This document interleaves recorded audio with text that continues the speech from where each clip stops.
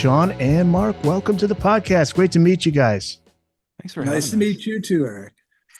So, Sean Kelly, Mark Walton, welcome. Before we get into the book, I want to ask you about the history of the band. And Sean, in your introduction, you liken the band's chemistry to that of Fleetwood Mac.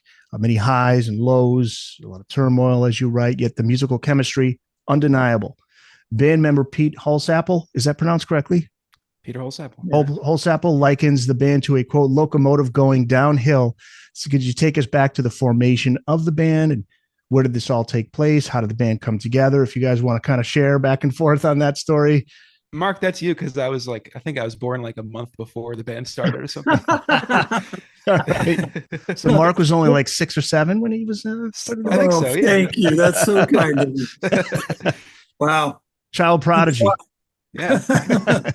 So well, the band was not, we didn't do it on purpose. We just did it out of, friendship first and foremost. We, Carlo Nuccio and myself had been playing with a different band, and I kind of got thrown out of that band, and Carlo quit, and we started talking about maybe putting a band together, but not really. It was more like Carlo at that time was playing all these songs in the living room. We were living together and trying to figure out what to do. But he started writing these songs that were just incredible. And I was like, dude, you got to do something. He was like, well, will you be my bass player if I put a band together? I'm like, yeah, of course I will, Carlo. But then he would never do it. And one night we were at Molly Malone's pub on Fairfax, and I signed him up for one of these open mic night kind of things, and he didn't know it. He wasn't there yet. He shows up, and all of a sudden they call his name and they pull him up on stage, and he's kind of mad at me for it. And but he started playing these songs that he was doing in the living room, and people just freaked out. They were loving it. And so I think at that moment he realized, yeah, maybe we have something there. But then, his friend Ray Ganeshow from Louisiana moved to Los Angeles because he was working for a software manufacturer, and he was great. And we just started playing these songs in his basement for like a week or two, and then we went, wait, this is really good. So we started just finding other friends to come and play, and we didn't do anything. We didn't go to a club. We didn't do that. We just sat in our bachelor pad and played these songs until one day we thought, well, let's just go find a show to play. So we booked a gig at the Club Lingerie in Hollywood, and that was it. It was right before Christmas of 1991. And so starting 1992, we set up Raji's every Tuesday night show that we didn't know what it was going to do. We just set up and did this, show that we would put together friends and family and whoever wanted to show up, because there was no opening band any night. It was incredible because we had never done anything like that before in our previous bands. So it was nice to be able to sit and just play songs. And it was covers, it was our own songs, it was our friends' songs, it was anyone. Everything was up for grabs at that point. It reminded me of the Tuesday Night Music Club. It was Sheryl Crow's album title. I think she was jamming every Tuesday night or something. But yeah, the Rajis every Tuesday. But every Tuesday. It was very organic, right? It was very organic. It was funny. The Tuesday night thing, it was funny because I had friends that we would go to bars to say, hey, we just want to hang out and have our friends come over. And we would say, we don't want anything. We just want to be able to, play and do stuff. And it was always Tuesday nights. We moved from like 5 different bars to do that. So it was funny that when, Carlo's the one who talked to Raji's to, see if we can actually get in there and do it. He organized it and didn't realize I already had been doing something similar to that on a Tuesday night. So it was a good extension for me. And then, for the band at that point, it was a fun experience. And then a lot has happened since then. I was going to say, Sean, how did you get involved with this and what led to this book? But go ahead if you have some thoughts. Oh, no, I was just going to add that also, like, part of the reason that I think, I mean, based on my research and all this, Mark, you can confirm, like, I think part of the reason that like this all ended up where it did at Raji specifically was because they were kind of the only venue that wasn't doing pay to play at the time, because that was still a big thing, like late 80s early 90s. That was kind of what was happening, and all these, like, you know, at the Whiskey and all these other venues in LA, and like Raji's was kind of like, we don't give a shit. Yeah, that was a And good punk. It was a punk rock club. In fact, everybody around us was like, "What are you doing? You're not a punk band. You should be playing." They're like, "Well, we Right. have punk. We are punk, you know, for doing exactly. more than Yeah. most punk bands." But again, you know, it's one of those things where we were very happy to get in there and do that. So, yeah, the other clubs were calling though. They were saying, "Hey, we want you to play." And we're like, well, I don't like your politics. I don't like the way you do business. I was really in their face about it. I said, until you change that, we won't play your club. I was just adamant about it. And I was never going to play any of those clubs that were going to say, they would give us carte blanche to come in and play, but not anybody else. So no, we refused. And Raji's became our home away from home. And it was more fun that way too, because we had the whole night, we had the whole bar of beer as much as we wanted to drink. And so it was a good fun place for us to be. Yeah, yeah, and again, so much has happened since then. We're going to try to cover as much as we can. But what led to this book, and Sean, how did you get involved with the project? Yeah, so I've been telling the origin story like a few times now, and I try to get it a little shorter every time because like I can it could get really long. But basically, like I somebody joked that I might be the only person who discovered the Drifters before I knew like Dream Syndicate and the Bangles and the DBs and stuff and the Wow. Cowsills, which probably is, I don't know if that's actually true, but like it's highly possible I You maybe might the be only the only person one. that, Yeah. yeah, that knew of the Drifters before any of the other stuff. But that's really the case. Like I was, I mean, I honestly, I have basically Hootie and the Blowfish to thank for it, because when Cracked Review came out, I was probably 3 years old. This is like 94. And they were kind of the band that every house in America had the CD and, you know, in their CD player for a year, basically. And my family was no different. And the biggest thing that Hootie gave me was they introduced me to REM because they were big REM fans. And so what's the link between those two bands was always Peter Holsapple. So like I I'm like 7 or 8 years old at this point, and I'm slowly discovering bands, and I don't know, somehow the Drifters kept like popping up like in various places, or I just kind of started like, it became this thing that I would see the band name, or like there, Hootie, I'd go to a Hootie show or something and Peter was wearing a Drifter shirt or whatever. So it Yeah. became kind of a little mysterious. And I guess I was probably 7 or 8, and I, looked the band up, and this is like, I don't remember the name of, like, there's some jukebox like app or something on the Windows computers at the time that I would like, it's like an internet radio app, and I would look up bands, and that's kind of where it started. Um, and I just loved the records, and I think I bought Vermilion like maybe like a year or so after the band actually broke up. So that was when I got a little older and I could actually like save up a little allowance money or whatever and go buy my own CDs. That's what I was doing. And then I met Susan Cowsill. Um, and there's a whole, they all got into the band at Raji's and stuff. That's the whole other thing that kind of happened. But I met Susan at a Hootie show. She was opening for Hootie, and it was like completely, she wasn't supposed to be on the bill. Like it was some freak thing where she happened to be in Buffalo, New York at the same time, and they threw her on the bill because the direct support dropped out or something. So I was like 13 years old, and I'm walking in, and she's sound checking, and I heard her voice, and I was like, is that Susan Cowsill? And I was like freaking out, and my dad saw her at the merch table after the set, and he was like, you got to go up and talk to her. And I was like, I can't, I'm too shy. So he kind of pushed me over there, and I told her, I was like, hi, my name's Sean, and I'm a big fan of the Drifters. And her response was something to the effect of like, bullshit. She literally, I think she She maybe has a thought way my, with words. Yeah. yeah, she does. Yeah. I think she probably thought my dad put me up to it or something. But I was like, I swear to God, I'm really a fan. And I had just started writing songs. So I kind of told her that, and then we stayed in touch, and I sent her like demos I was working on. And long story short, met Peter the next year, kind of under similar circumstances. And I sent him some demos, and that whole like Holsapple, Cowsill, Broussard family kind of became over the course of the next few years, like family friends, basically. Um, so, and then like, they played on my band's record and like several of our records actually.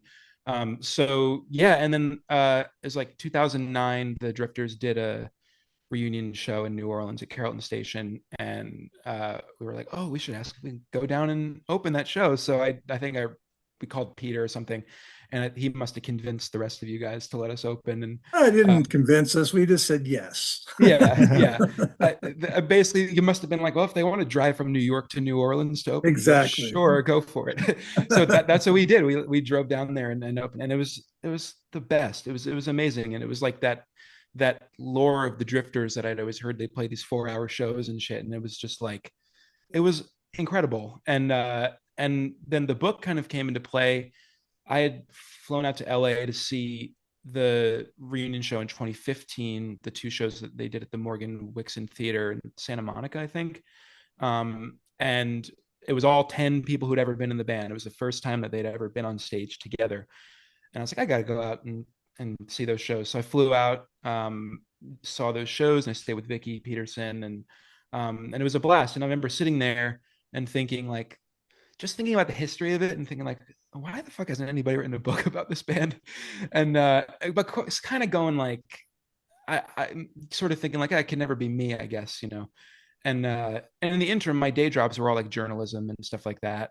So I don't know, I just it was an idea. And then maybe 3 years ago, something, or 3 years later, about 2018, I was actually out playing bass with the Cowsills, and the idea had kind of popped into my head again. And so I was like, man, I should just ask them. And I asked Susan and Russ, kind of thinking that like, if they say yes, it might be cool. Like if Susan and Russ are enthusiastic about it, then maybe everybody else maybe would be. And they said, yeah. So that's kind of how it started. Wow. But you know what, Sean, when you told me you wanted to do it, because first of all, your mom told you have to write a book. That line, yes. that's what convinced me that you have to do it. So Yes, always that listen to is your true. mom. My Always. mom growing up was always like, you're going to write a book one day. And she died in 2017, in July Oh, 2017. So it was like a year before kind of this started for me. And yeah, that her voice was kind of like in my head a little bit, like, that's I awesome. should probably do this. Yeah, yeah, yeah. And Mark, I would say Sean's the perfect guy to write the book. I mean, he's got, obviously, just from what he's telling us now, I mean, he could write, but also he has a genuine passion for the band, knowledge for the band, and music too. and music. So I mean, you couldn't find a better person to tell this story, right? It's just Thanks. it is funny that we have somebody that wasn't even born when we started the band. Yeah. Well, that's what I was going to ask you, Mark, about, because part of your story, Sean, is that you came along at a time when internet is taking off and you have YouTube and you have all these avenues. Yes, there are downsides to the current state of music, the business side of things with streaming and all that. But on the other side of it is you can discover these bands through YouTube and through various avenues. Am I right about that? Is that a benefit, Mark? Did you find you get more fans because of the ease? It's easy accessibility to your band and other bands? Yeah, to a certain degree. I think Yeah. the internet is good for the people that are looking for something specific, right? So are they looking for us? I don't know that. But algorithms could take them to you. That's It true. could, right? Yeah, it could. You know? Yeah. I mean, we've Well, been out of commission for quite a few years. So, I mean, we weren't really on anyone's lips or, in their fourth, they're I don't even know what I'm thinking, but I don't think they didn't know that we were there to even look for it, I think is what Yeah. well, there's something though to the idea of like having to go to a record store to find somebody's record. Like that, I remember, like, I mean, I grew up at the tail end of that, essentially, where that just kind of stopped happening by the time I was, I don't know, 13 or 14. And there is something to that idea of like if you find a band, you have to kind of go get the record to find it. And there's something fun about that. But yeah, I actually really think like part of this project that made sense to me was that there was a potential for people to maybe find the Drifters through a new avenue. I mean, I think like part of the thing that we talk about in the book a lot is like how the band kind of pushed against a little bit the idea of marketing itself around like Bangles, Cowsills, Dream Syndicate, Right. DBs, like all that stuff, because it was kind of reductive, and I think sometimes even people probably showed up. Bangles fan would show up thinking the Drifters were going to play "Walk Like an Egyptian" or something like that, And and they do it. did all the time, all the Yeah, time.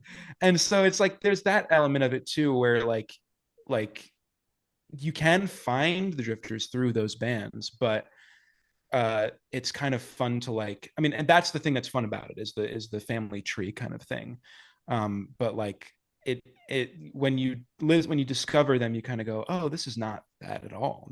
This is kind of Right. different than Well, this book's going to help. And then I put a playlist of the Continental Drifters in the show notes page. You click the link, you can go listen to this band because there's such an eclectic mix there. Like a song like When You Dance is like I'm hearing like Neil Young and Crosby, Yep. Stills and Nash, and Don't Do What I Did is one of my favorites.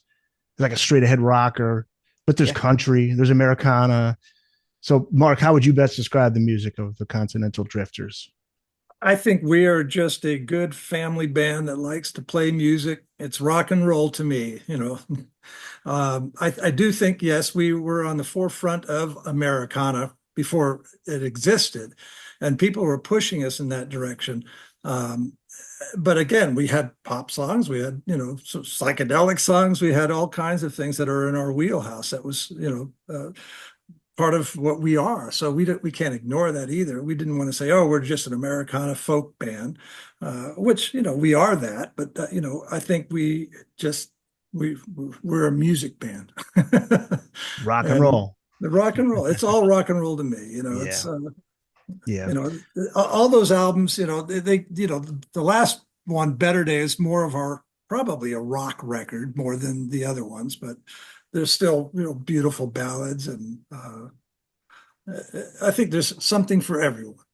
You mentioned Chris Susan. We did mention Peter Holzapfel, worked with REM, Hooting the Blowfish, Vicky Peterson of the Bangles. How did they end up entering the Continental Drifters story? Because Peter was a little hesitant to join another band when he met the guys, right? So they're not all original members. They kind of they join in on some jam sessions, right? That's kind of how it starts. Well, again, our Tuesday night Raji's was that we invited everybody that we our friends and other people. I mean, I owned a rehearsal studio, and it's still there in Los Angeles. But I had so many great bands coming in and out, and I knew them all. Like, hey, what are you doing tomorrow night? Why don't you come down and hang out? And if you want to play, you can just, we would give people our instruments, or a solo artist, they can go up there and sing, or we would just back them. And they was like, oh, we'll take that option. You should play my song and I'll sing it. And we're like, great, we'll do that. So that happened all the time. I mean, every Tuesday night that was going on. So, we played the whole night, usually with, ourselves playing 3 hour sets. And then we would have all our friends and guests. Some people would just show up and heard, hey, I hear you guys will let us play. And we're like, well, kind of, but sure, why not? Come on. We don't know who you are. There was a band called Ancient Chinese Penis that showed up one night. I swear to God. And I said, sure, of course, you can play. Can I Google them? Let's see what we can find. I don't know if you'll find them anyway. I don't know if I want that in my search history. That's great. Chinese Penis. Wow. Yeah. Well, I'll just add to that though, like I think the thing that was so fascinating about like Vicky and Susan and Peter joining the band specifically is that it like, yes, there were a lot of people showing up on any given Tuesday, but something like was different, I guess, with them. It was different enough where like there was some thing that maybe clicked in them, that like it was a chemistry, I think, that probably was exclusive to everyone that was between these people that all became members, actually members. And the weird thing is like everyone kind of knew each other a little bit. Like Peter and Vicky had met like on the road somewhere in the mid 80s, and they might have both been on the same label at that point. Like Dream Syndicate, like you guys, I think you played with the DBs at some point, and you both toured with REM. Like the Peter, when he met Susan and Vicky, was producing Barry Cowsill, and that's how he met Susan. and Vicky had been writing with Susan, and then Mark, you already knew the Cowsills because they were rehearsing at Uncle and all this stuff. It's like everybody kind of knew each other a little bit, like either like well or kind of like peripherally knew each other. And then but it was like this draw of Raji's, like they would go there and watch the show or sit in, and it was like this hook that kind of drew everyone in. And then all of a sudden, like, you're just in a band together. It's kind of this weird thing where it was like this, like, it was like as if they were being pulled to Raji's, like everything that they had gone through in the music industry and in various bands was kind of pulling them towards Raji's in 1992 or something. It's kind of freaky to like. Yeah, it was funny because we would, Susan. It was, the Cowsills were actually rehearsing one night, and Vicky was in the room with them. They came back out, and I mentioned to them, "Hey, we're playing Raji's tomorrow. Why don't you come down? We do this thing, and if you want to sing," and they're like, and I mentioned like, we have all these people. They're like, well, who comes down? I said, well, like Peter Holsap, and they're like, oh my God. So Peter was the hook when I, because he came down one night and he just thought it was the greatest thing he's ever done, and he just wanted to come back every week. So he was there every week that that he could make it at least. So Peter brought them in, and when I told him that Peter was producing Barry, that was it kind of because the Cowsills hadn't actually talked to Barry in a while at that point. He kind of disappeared. Right. So they're like, what? Barry's? So it just, this whole winding tale just got really depth, a lot of depth to it. And I wanted to make sure that everybody was happy when they came. So, you want to play 5 songs, 10 songs, we'll do it. Doesn't matter. And because we didn't want to play our songs all night long anyways. We wanted to just hang out and play with as many people as we could. And again, we all knew each other, but we didn't know each other that well. And it was the music itself that everybody was addicted to at that point. They had to come back for more. They wanted just to be a part of it. And it was just a really weird feeling for me. It's like, because that's what I always wanted to do. And I'm like, this is it. Yeah. I'm happy. And it's only a punk club in Hollywood, and I'm only making enough money to buy my beer for the night. But that was hey, I was fine with that. I just wanted to have that last forever, that feeling, Yeah, I was bummed when I looked up Raji's and it says it was a nightclub. I was, so when did they close down? How long? It got destroyed in one of the earthquakes. And in the 90s, was it? Yeah. I think it was 96 or something, maybe. Yeah, I can't remember exactly what year. It was after I moved to New Orleans, so it was definitely after 93. It was inside of a hotel building. Is that what it was? Yeah. It was the basement of a hotel. The Hastings. Yeah. And so many bad. I'm just going by a quick search here online. Green Day, Guns N' Roses played there. Flaming Lips. Oh yeah, everybody. Jane's Addiction. There's an iconic Nirvana photo of Nirvana on stage at Raji's at one point. Yeah. There's those little photos you can find, like, on the iconic photos of bands on stage at Raji's. Yeah, the Dream Syndicate. Cool. We recorded a live record there. Wow. Carlo was front of house that night, right? Yeah. So well, he was the front of house engineer when he wasn't playing there. Yeah, right. He did everything.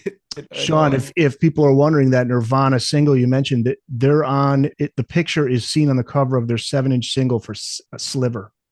Oh, is that right? That's according to this here on mine. So yeah. So life on the road for the band. Let's talk about that. It's not all glamorous, and there's a photo in the book of Susan Cowhill taken by Vicky Peterson, and the caption reads, "Susan during a stop on the Drifters' infamous April 1992 RV trip to New Orleans." And it looks like she's standing on train tracks, I think, and wide open land, and mountains behind her. And there's another of drummer Carl Lanuccio's legs sticking out from under the rented RV, which was a common sight during that trip. Funny story, at least funny now, but at the time. It wasn't the Carlo, though. He was not happy about it. Yeah, what's the story about the cockroaches? That's quite a story. Well, it's a long story, but basically, Carlo he's the know-it-all. Okay. So he's the guy that always wants to, have his word be the last word kind of thing.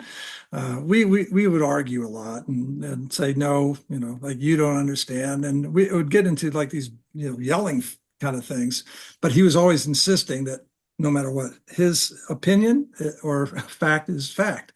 And so we were driving and the car started, losing power and it would die. And he's like, oh, it's the fuel filter. I know it's the fuel filter. I'm like, oh, come on, Carl. How do you know it's the fuel filter? He goes, well, stop at the next stop. We'll buy, something and get it installed. And I was like, okay. So I fell asleep, but I think Gary was driving or somebody. And all of a sudden it just died in the middle of nowhere. And of course, Carlo got woken up and he's like, you what, you didn't stop at the store to get the goddamn fuel Shell, right? No shell shell gas. He was insistent about not putting shell gas in the RV because he was like, oh, it's crap gas, it's it's too much impurities, that's what the fuel filter, it gets all blocked up by that shit, you can't put that kind of gas in there. And so so he ended up getting out of waking up, getting out of the RV, climbing under the RV, taking the fuel filter off and getting gas spewed in his face because of it. And then he would, he took out some water and he tried to clean the filter and blew it with his mouth. And he got all this gas everywhere. He was just so miserable and pissed off at everybody. But I have a feeling Vicky was laughing while she took that. Oh, we were all laughing at the same time, of course. As soon as he gets out, everybody's serious. So no, don't. Yeah. Don't make it mad. Don't do this. So, but it was, so he got it running. So it was the fuel filter. And of course we just went, okay, it's working fine. And we start driving, we drove again. And of course he said, stop and get a fuel filter. Well, of course we didn't. And it happens again. And we actually get it, we pull into a Shell station or some gas station, I think. It probably was Shell after all that. And so we buy a filter and he tries to get under the van, but it was, in the middle of the desert and it had all these thousands and thousands of cockroaches and flying bugs and all this shit everywhere because they were attracted to the light. That was the only thing in miles that had light. So that's where all these bugs were. And they were all over the ground. So he just got on his back and crawled under the van. Yeah. So he was extremely pissed off. If he wasn't before, he's now extremely mad and pissed off. So this wasn't like the Led Zeppelin. You didn't have your own airplane. No. Oh God, no.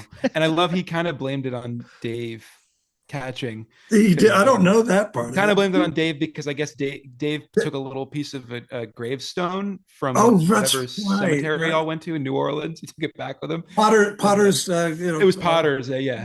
Potter's, and he kind of blamed it on Dave. Oh man, you guys opened for Dylan, right? Bob Dylan, 92. Yeah, it's in the book. Talk about that experience, Mark. How that almost led to Peter actually getting a gig with Dylan. Actually, that didn't lead to it. Actually, Peter's got a great story about that. But the basic story is that Bob Dylan heard about Peter and wanted maybe to hang out and play with him, see if he would be good for a band, or just because that's what Bob Dylan does. He likes to just say, "Hey, I want to play." So one day he actually drove over to Peter's apartment in North Hollywood and sat with him all day long. Like 8 hours and just throwing songs at Peter just to see how he would play them, and played with him and then said, hey, listen, I'm playing at the Pantasia is coming up. Yeah. You want to play? And he goes, well, my band would, he says, oh yeah, that would be great. Yeah. And so we did, we played that night. And of course, because we're crazy, we didn't just say, well, let's make it easy on ourselves. We invited all our auxiliary drifters, not all of them, but Kevin Jarvis and Robert Lloyd and Vicky and Susan were one of the members. Yeah. All these people. We became a 10-piece band just to open for Bob Dylan. And it was great. We played great. We kicked ass, and we were very satisfied and happy that we did what we did. But then, of course, Bob Dylan said, well, can you scale it down tomorrow night? And then we said, Peter, why don't you just do what you were supposed to do in the first place? It's just play an acoustic or a solo show. And that's what he ended up doing. He played the next night by himself. But we was like, we don't want to scale back down from that. That's exactly who we are and how people should have seen us. Yeah. So we were very satisfied and happy with that. What about the creative differences in the studio? because the book gets into that. It's around the time of the first album. I think, correct me if I'm wrong. So the first album was recorded in 93, but it's not released officially until it was recorded in 92 and Okay. released in 2003. Right. Yeah. Okay. So there are tensions during that time, creative tensions, or I don't think. I mean, there's not that kind of tension. The one thing is Peter was going to produce it because he wasn't in the band officially at that point. No, he was. The first single, actually. He was not in the band. He produced those singles. And then later on, he was in the band, but we agreed to let him produce it. And, the studio was kind of, it was a good enough studio, but it was, a dead room. It wasn't a live room. And so a lot of us really wanted to have that live feel. And no matter what, we weren't getting that sound. It was a little too pretty, didn't really make any sense. It didn't sound as much like us live. And of course, I was telling Peter, I thought it needs to sound more like us. It's a little too pretty. I wanted some edge and some grit.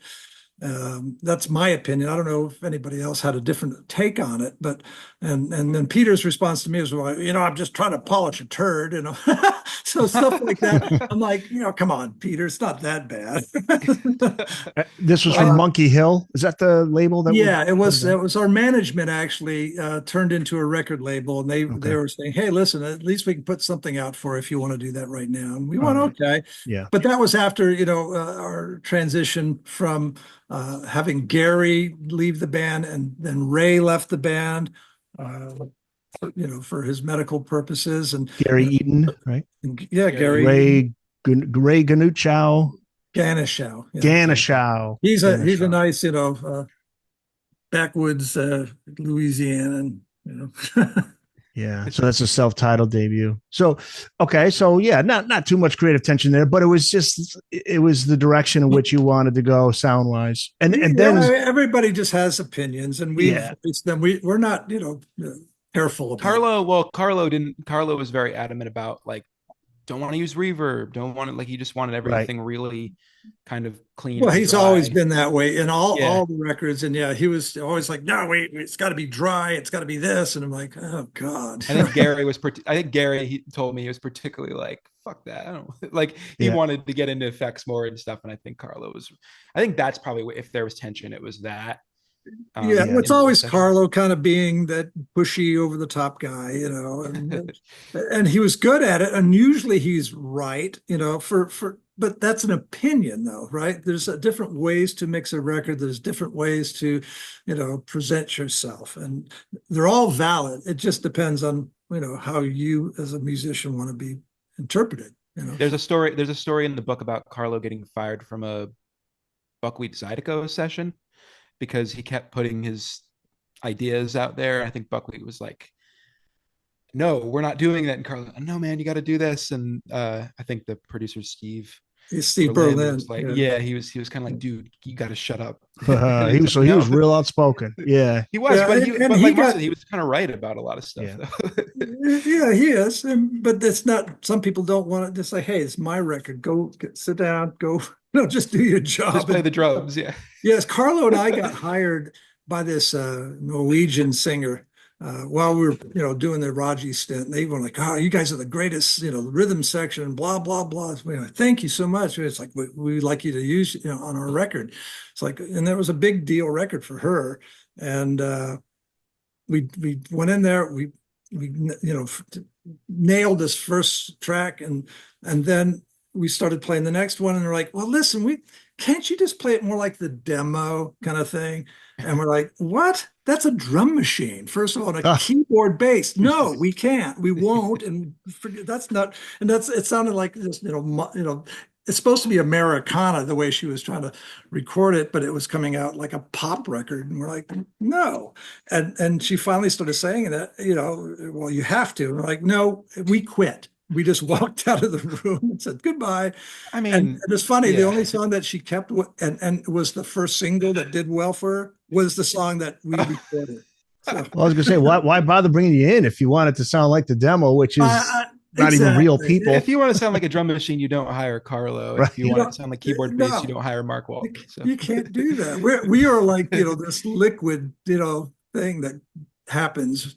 It's definitely a groove, but it's not methodical and mechanical. It's very loose and goosey. Yeah. What led to the band's move from LA to New Orleans? And how did you feel about that move, Mark? It was a very different Oh, vibe and atmosphere, right? For music. absolutely. It's funny. The first time I ever went to New Orleans in 1984 with the Dream Syndicate. It was my birthday, actually, and I played Jimmy's. And that night, there's our crew did a bunch of crazy stuff and got in the bus, and I'm like, God, this city brings out the worst in everybody. I would never move here, kind of thing. So, fast forward all these years later with the Drifters, and then Carlo and Ray are both from there, and they wanted to move home. They were homesick. That's what the Mississippi song is about. That's on this record. They miss home. They want to get back, and so that was their goal. And so they did. They moved back, and Susan and Peter, excuse me, Peter and Susan were having their child, and they didn't want to raise it in Los Angeles. They thought it would be a better vibe in New Orleans, more family oriented, more fun stuff to do. And as I thought about it, I was like, well, I'm tired. My life wasn't going anywhere. I wanted to, do something, and I didn't want to lose the Drifters. To me, it was important that we can try to keep it going. So I said, well, I'll move too. And then, one by one, we all started doing that. And I was very happy to do it. I met my wife. Ended up with 3 lovely boys. So it worked out. And you moved there on your birthday, right? I left Los Angeles the day before my birthday. That's right. Yeah. I celebrated it with my mom and dad in Vegas, and then I continued driving and made it to New Orleans.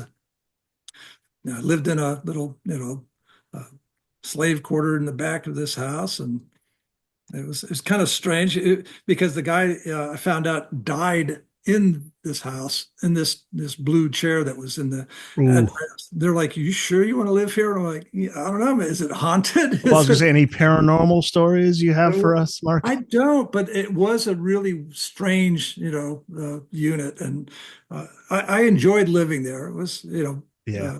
it was an interesting. And then Peter and Susan inherited that chair, I believe. Yeah. After I moved out, they were like, "No, we'll take the chair." Like, okay, good. Somebody's got. I didn't want to take it with me, but they left it in the house, and he died in it. So I actually had it, hermetically, sealed and cleaned and all that kind of shit. Because I didn't trust. I thought maybe bodily fluids came out and stained it, or but. So that was episode of the Ghost Hunters. Stop by and check it out. I mean, it was a very old house, and but like I say, it worked out for you. On a personal side, you got a family, beautiful family. It's it all worked out.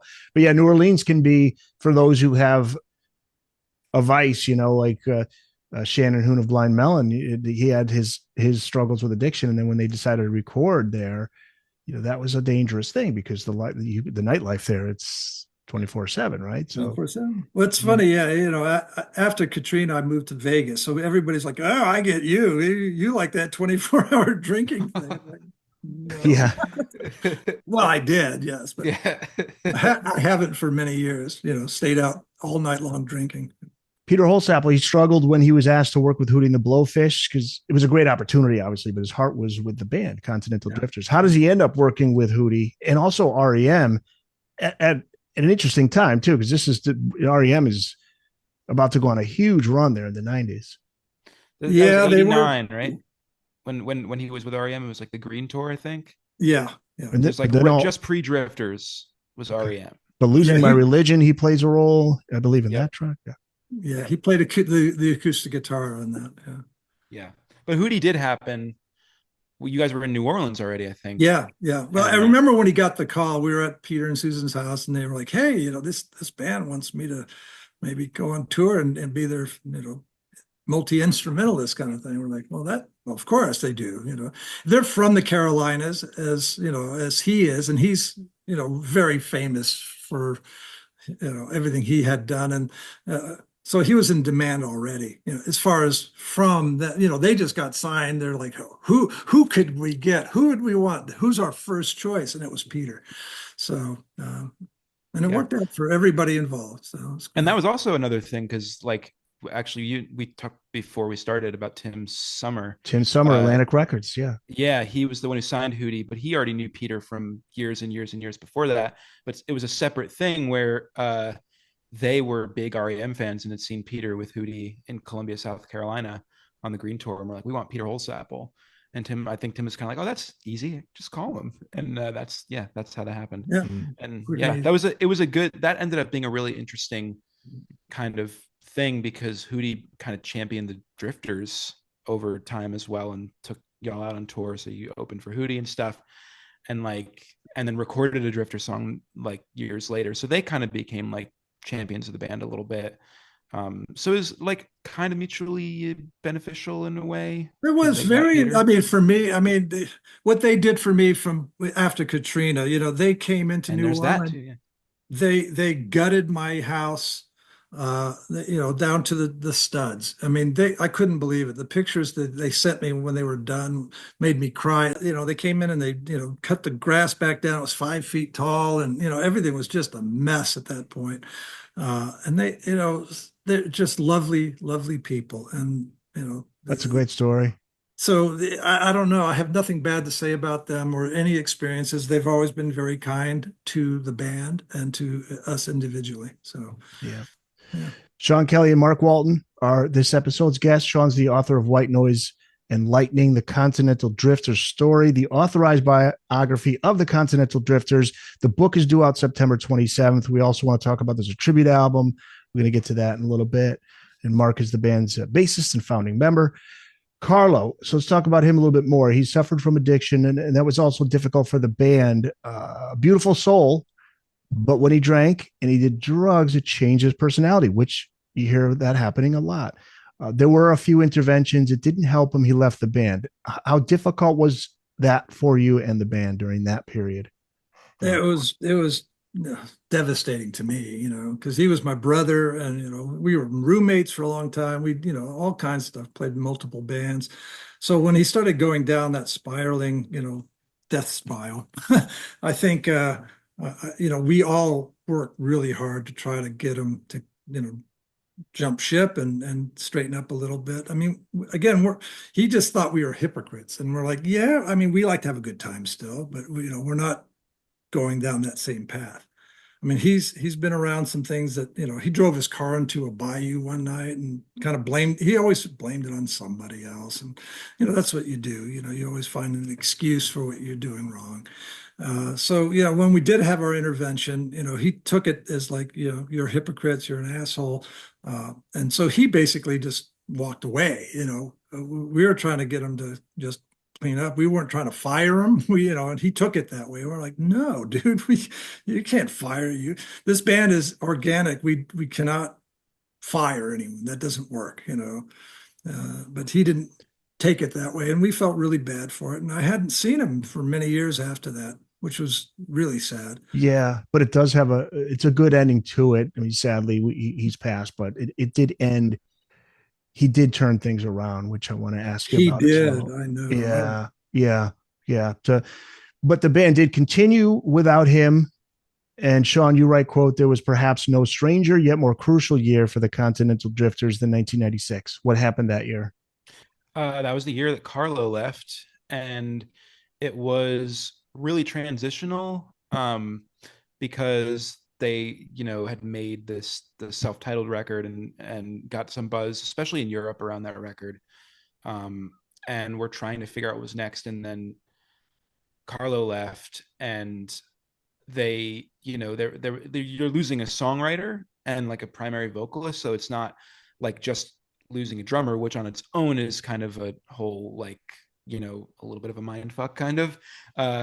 But like you're losing this entire personality in the band. So like, Vicky talked about like she was worried that they'd become a pop band, because then you have these three primary songwriters who are all pop songwriters, and whereas like you're losing that kind of swagger that Carlo brought to the table. And so that year was a lot of like there was a demo deal for Mercury that was kind of in there, and it was like trying to figure out who the band was and what they were doing. And, that didn't take off. And, like they're still trying to maintain the momentum of this record, but also trying to see if there was a label out there for them, because the Monkey Hill thing was also kind of went down the drain around that time. And so it was like, I looked at it like when I was writing it as sort of like kind of that point where you either like you say, all right, we're going to keep going, or I guess let's just move on. And then they found Russ Broussard in that same year.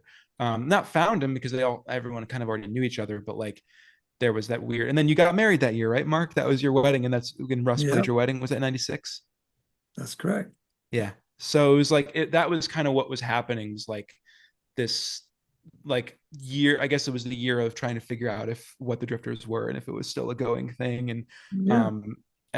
And probably could have packed it in at any point that year. But I know it's funny because that first time, we're like, what are we going to do? We should try to see if we can find a drummer. How are we going to do this? So, I ended up booking 2 shows in Los Angeles, thinking, okay, we'll just find somebody on the West Coast and we'll do these shows with them and see if that will work out.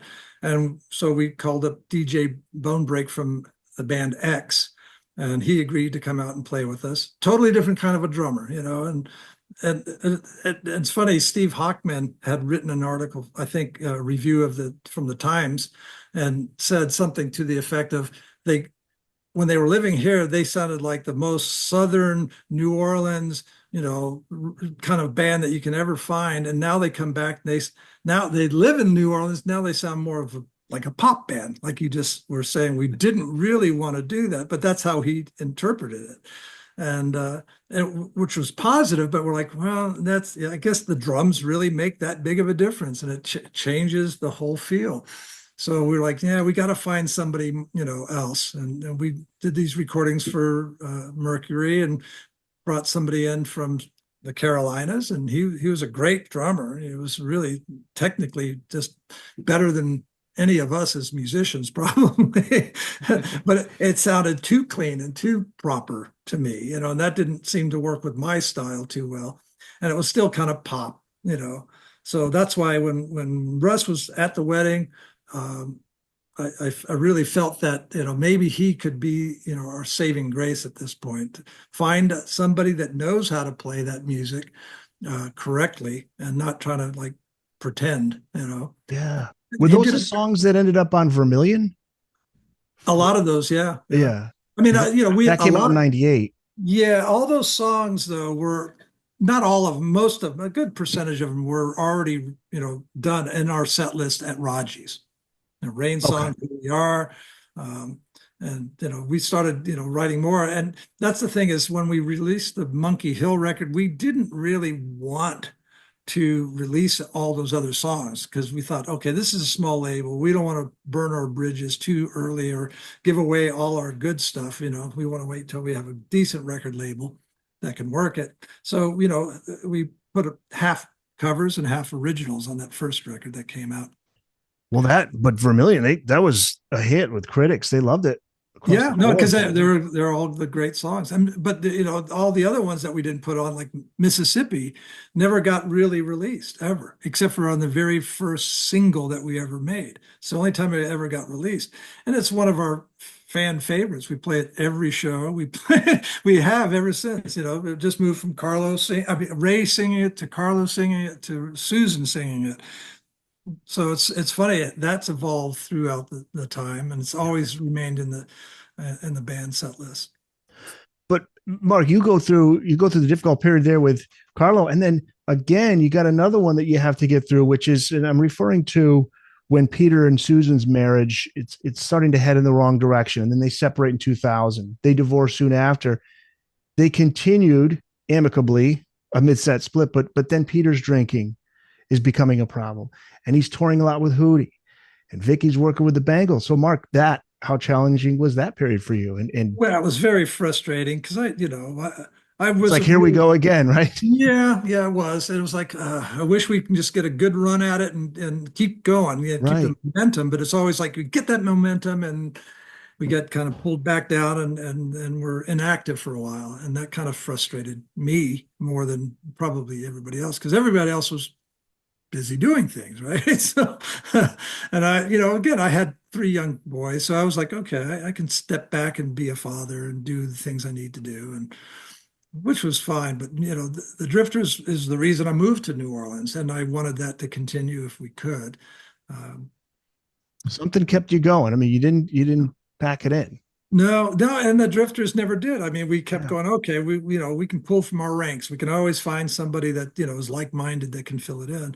But then after, Susan and Russ left, it was a tough, tough time at that point. It was like, well, because we were offered to play a bunch of festivals, Jazz Fest and the Louisiana Festival and Shreveport, and we did, some, I don't know. They were like, "Please play," and I'm like, "Well, I don't know if I have a band," Right. So, Right. I ended up calling Ray, and he actually agreed to come back in the fold and play these songs with us.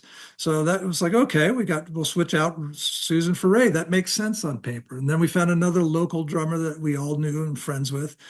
But it just didn't fit again. Nothing mattered. And um, I, I was the first one to say, no, it's not working. Because, Yeah. I'm always the one who's like, we can make this happen. We can definitely do this. We can. And I just didn't feel like there was any more. I think if you take too many, arms or legs or fingers, whatever, you're going to lose something Well, you eventually. you were the only I original was, member, yeah. right? At one point, for you kept the band going, but you were the Right. only As soon as Carlo left, I was the only original member. Yeah. Wow, yeah. So what ultimately led to the other members of the band leaving? Was it the European tour in early '02? Is that kind No, of no, no, no? because let's say Ray, Ray, when after we moved to New Orleans, Ray got a bad aneurysm up in his neck, shoulder area, and it was really, really bad. And the doctor said, you can't play guitar. The strap and all that's causing more problems. And so his doctor basically said it's not good for you. You shouldn't play right now. So he quit at that point. And then Gary, because he had a son, didn't want to move from Los Angeles to New Orleans. It was becoming tough. And Vicky and Gary, were going seeing each other during all that, and they were having their own problems too. And so, based on the fact that he didn't want to move, and it was such a hassle for him to get back and forth, and the fact that he and Vicky are having their problems, he decided to bow out and say no, I'm out. So that's two people down now within the first like half a year of living in New Orleans.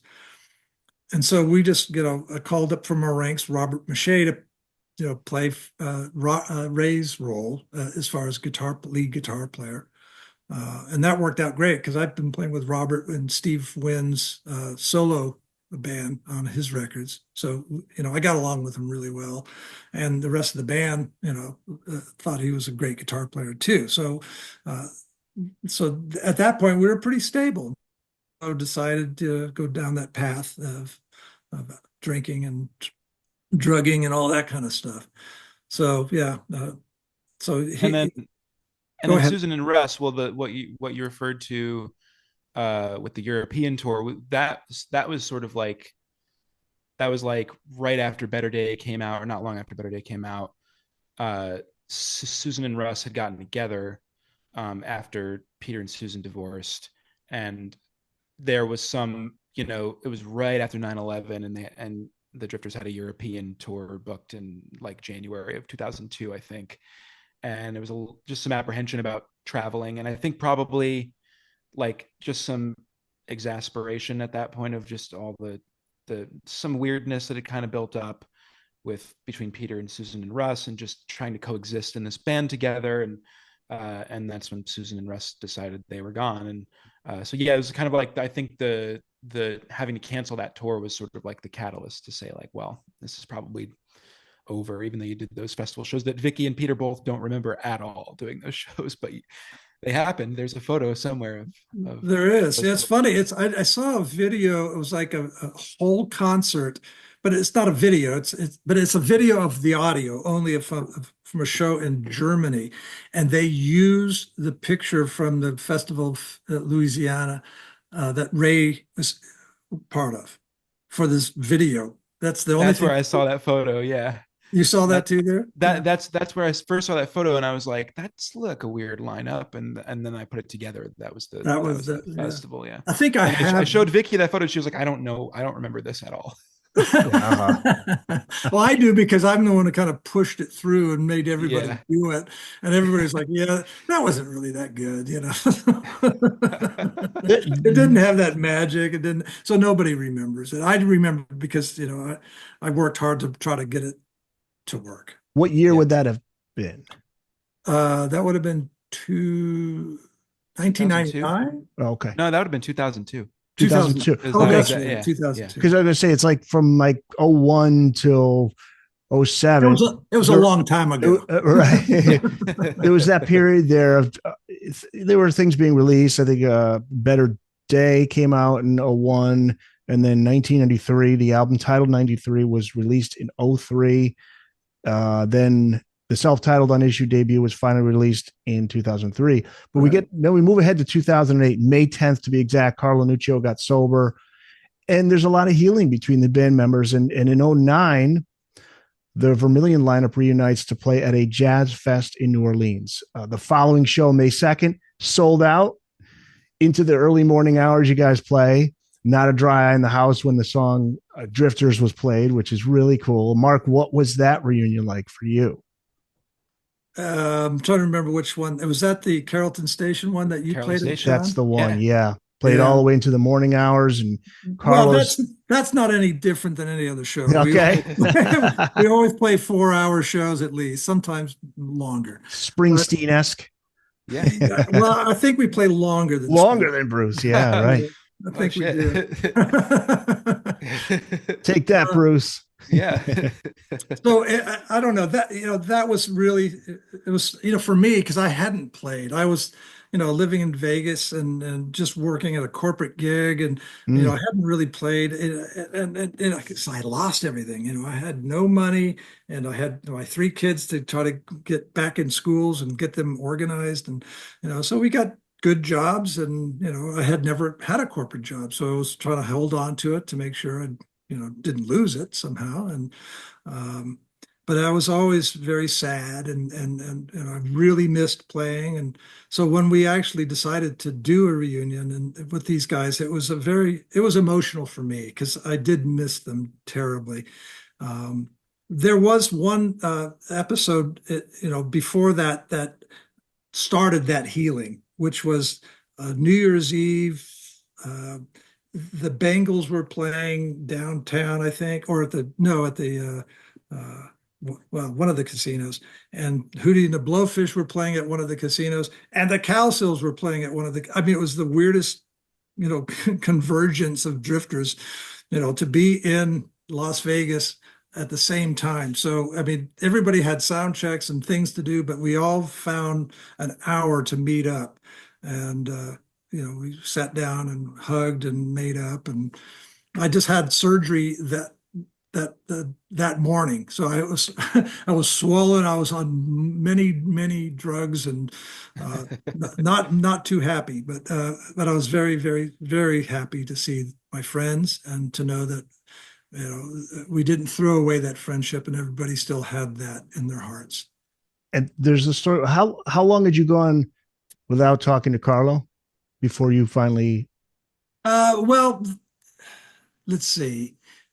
It was when I talked to him briefly when he had his solo record release party at the Helen Wolf.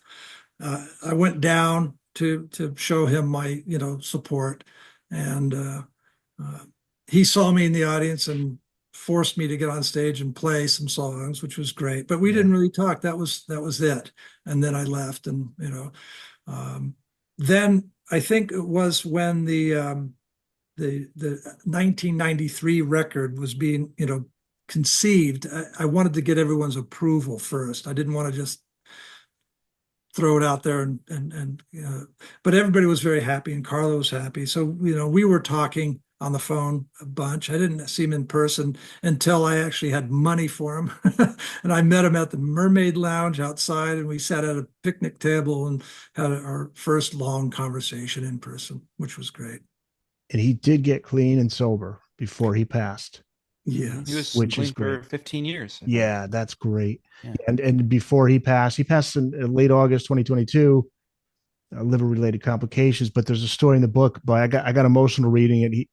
He fought like hell to make it to the gig, and he did make it. Can you talk about that show, which I believe was August 20th, I think, at BJ's Yeah, Lounge in New Orleans? Yeah, that's right. I It was would. 2 days before. Yeah, Yeah. you probably have more information on that, Sean, than I do. But Yeah, from what I was told, I mean, I got the story from his wife Carmen and Alex McMurray and a couple other folks that were there. And basically, I mean, he was pretty like adamant that he wanted to play that gig, and at that point was like, it was not looking good. And throughout that day, there were several times where they were like, he's not coming tonight. Like, he's not well enough to come. And he showed up and played like, I don't know, 45-minute set or something, and maybe longer than that, but I think it was like not a super long set, and basically played the show. There's a video somewhere on Facebook of Alex's last song that night, that he literally played the last song. They had a drum set for him set up ready to go the way he liked it, so he literally just got walked over to a drum kit. He played the gig. Alex said it was, maybe a little slower than normal, but he was spirited and sang backgrounds a little bit and stuff, and got up, went to the car, and I think when they got home that night, like, it started going downhill, and like, he went into hospice, I think, like a couple hours later or something, and then 2 days later he was gone. So it was like, he literally, like, I remember before Carlo died, a couple of the drifters, I mean, Mark, you probably remarked this to me, but a couple folks were like, he is basically like, if he could go behind a drum kit, he would. Like, that was basically like, it was kind of what he wanted, and he like essentially did, really, if you think about it. And just right up to the end, just played. He did not want to miss the gig, and it's kind of like incredible.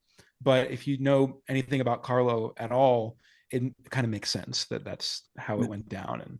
And he was just like, he just wanted to keep playing music up till the end. That was like his whole deal. That's why he had the 4th of July party at his house the month prior with like all his friends and stuff. And some of the drifters flew in and stuff. Danny was there, Danny Magoo, and like, they all played with him kind of one last time. And yeah, that was that story. But that basically kind of went out the way he wanted to, which is, and it seemed like he completed these relationships with you guys, thankfully. Yeah, right. Because I mean, if the last time you talked to him was that intervention when he tells you guys to, go to hell, that it just would have been awful, right? I mean, yeah, it would have been. I'm glad we were able to solve all those problems, and it was nice. I actually did fly out 2 weeks before then, and because he was in the hospital at that point, and they didn't know if he would die that day or the next day. So, I got on a plane, flew out, sat with him for a few hours in the hospital. And then, of course, I fly home, and then he calls me the next day and says, "Hey, Mark, I'm having a party this weekend." Like, I just came out. That's awesome. They're like, "Hey, I don't have enough money to fly back out, twice in 1 week." So I didn't end up going to the party, and I regret that. But at the same time, I'm glad I had personal one-on-one time with him. Yeah. What will you remember most about him? Well, his intelligence. I mean, he was very smart. He was Yeah. very smart, and and he loved to make people happy. He did. It was one of his. But again, he had that streak in him that if he wanted to make you pissed off, he could do it in a heartbeat. So he lived large, and he did what he set out to do in life, I think, and I'm proud of him for that. Yeah. They talk about like, we have a journey, we have a reason to be here, and it's like it does sound like he accomplished that. Like he got over his addictions, and again completed those relationships with the people that mean so much to him. So as for the Continental Drifters, story is not over, right? Perhaps there's something more down the road. What's the status of the band today? Well, we're still in, in just reunion mode at this point, but it's nice that, again, people call us to say, "Hey, we want you to play," instead of us begging to play. So, and of course, we're all pretty busy doing our other gigs. I'm playing with the Dream Syndicate a lot, and I still have my full-time job, and Peter's doing a lot of, other gigs with different bands and reunions with the DBs, and Vicky's doing, her John Cowsill and her solo, I guess that's a solo album. And Susan's doing the Cowsills pretty, so it's hard to get us all in one room these days. In fact, I mean, with the book coming out and the all the different records, it seemed like a perfect time to go out and promote it. But of course, we're all too busy. We don't have the time to do it. So we're trying to see if we can get a good week of shows in New Orleans for this coming Jazz Fest, and maybe some other things. So That would be hopefully, awesome. and if there's more interest because of Sean's abilities and his writing, they love it so much that they want us. Then Well, we'll hopefully finish with Sean. Yeah, Sean, what stands out the most to you? What did you get out of writing this book?